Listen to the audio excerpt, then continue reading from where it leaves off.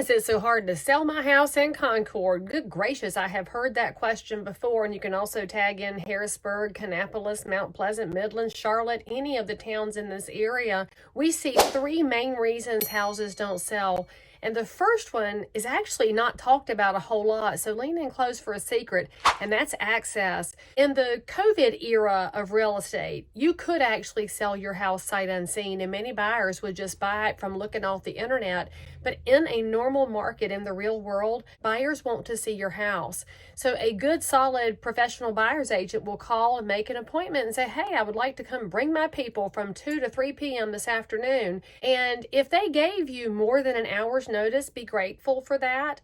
But too often we get told no. Hey, tell your people to come tomorrow morning or 4 days from now. When a realtor is bringing a buyer to your house, they're working with the buyer's schedule and their own schedule. And now you told them no. I need you to understand something. And I know this is going to be tough love. When you're selling your house, you're slightly out of the driver's seat. You have to be willing to say yes, even if the house isn't perfect. In fact, you can tell the appointment desk, please tell that agent to overlook the teenagers' rooms because they did not put their laundry away like I asked them to. We, as the buyer's agents, will cut you so much grace if you give us a heads up on that. But the reality is, if you won't let us in the house, it's hard to sell it. So ask yourself if your house is not selling because you've made access difficult. And in today's work from home market, that adds another layer because you may have a Zoom call or a conference call and can't leave the house. Again, you could say yes, but ask them to stay out of that office. You could put a little sign on the door that says open and don't make a peep, and they could lean in around the corner. You could probably also tell your Zoom call your house is on the market, and they will cut you a little slack for any activity that happens behind you.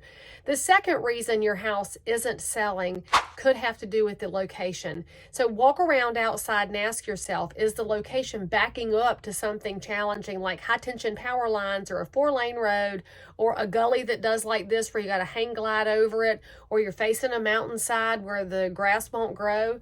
Any of those things can challenge your house from selling, but it doesn't stop it from selling. And here's the question we always have to ask ourselves. Why did I buy it in the first place? Often the reason you bought it is the same reason a buyer would buy it. Maybe you bought it on that house that's got a hang gliding backyard in it because you didn't want to maintain a yard. Great. Tell your realtor that. We will then put that into the marketing description. If a buyer is looking for a lower maintenance yard that has some privacy, we've got that. If it's got a yard that's going way up the side of a hill, maybe we could position that as privacy, because obviously if you're staring at a hillside, nobody's staring into the house. Help us help you with the marketing, and you often have so many insights into your house, and maybe your agent forgot to ask, or maybe you didn't understand what they were asking. So get more detailed about the challenges you have and why you overlooked them. The third reason houses don't sell, and you already know this one, tends to do with price.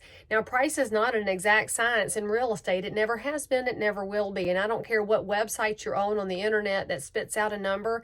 That is still an AI bot making up a number who hasn't physically walked in your house. It's your realtor that's going to help you evaluate where you fall in the market. The truth of it is, we can't make a market. If you want 500, but all the numbers show that it's worth 400, I can't make 500 happen no matter how much I want to, because trust me, as a realtor, if I could make higher numbers happen, I would have many times over, but I don't control the market. Neither do you as a seller. All we have are the data points that show us what a buyer says yes to. And that market is what we're trying to play into. If buyers are saying yes to houses like yours at 400, is it possible that you could make it super amazing, shiny, perfect, sparkly and get 420?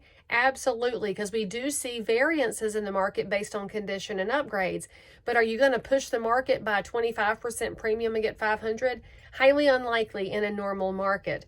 So when we as your realtor sit down with you and put together a range, where you fall in the range is a direct correlation to your condition and the other two factors, the access factor and the location factor.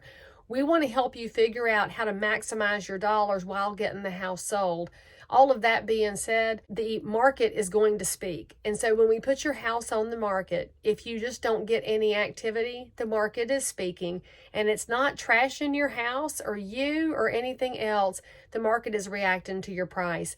And as your realtor, we'll run updated numbers and help you figure out where you fit into that process. Because if your question is really, why hasn't my house sold in Concord and I want it sold? That's what we are here to help with: data, information, and solutions.